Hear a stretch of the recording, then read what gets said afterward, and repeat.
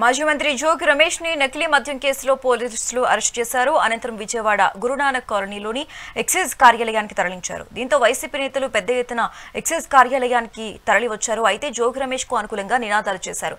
జోగి రమేష్ ని అక్రమంగా ఈ కేసులో ఇరికించారంటున్న వైసీపీ నేత దేవినేని అవినాష్ తో మా ప్రతినిధి నరేంద్ర ఫేస్ టు ఫేస్.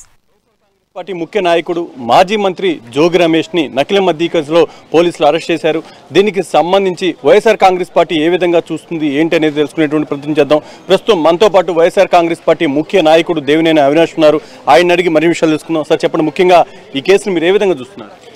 ఒక తప్పుడు కేసు ఏదైతే రెడ్ బుక్ రాజ్యాంగంలో వైఎస్ఆర్ కాంగ్రెస్ పార్టీ వాళ్ళు ఎవరైతే యాక్టివ్గా ఉన్నారో, ప్రజల పక్షాన పోరాటం చేస్తున్నారో వాళ్ళ మీద తప్పుడు కేసు అన్యాయంగా ఇరికించాలని చెప్పిన ఒక ఉద్దేశంతో ఈరోజు జోగి రమేష్ గారి మీద తప్పుడు కేసు.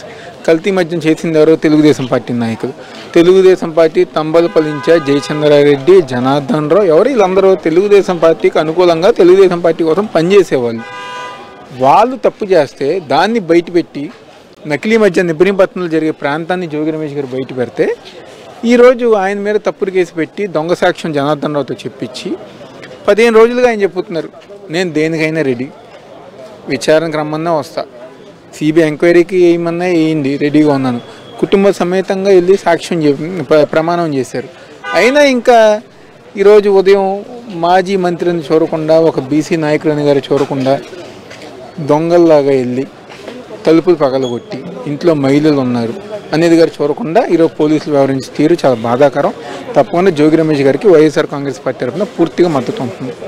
ముఖ్యంగా పార్టీకి సంబంధించి మీ అధినేత స్పందన ఏ విధంగా ఉంది సార్ ఈ అరెస్ట్కి సంబంధించి? ఈరోజు మా అధినేత జగన్మోహన్ రెడ్డి గారు జోగి రమేష్ గారికి, ఆయన కుటుంబానికి అండగా ఉంటున్నారు. మా లీగల్ సెల్ అందరిని గారు పంపించారు. మొత్తం లీగల్గా కానివ్వండి అన్ని విధాలుగా జోగి రమేష్ గారికి అండగా ఉండి ఆయన ఈ కేసులో నిజాయితీగా బయటకు వస్తాం గారు జరుగుతుంది.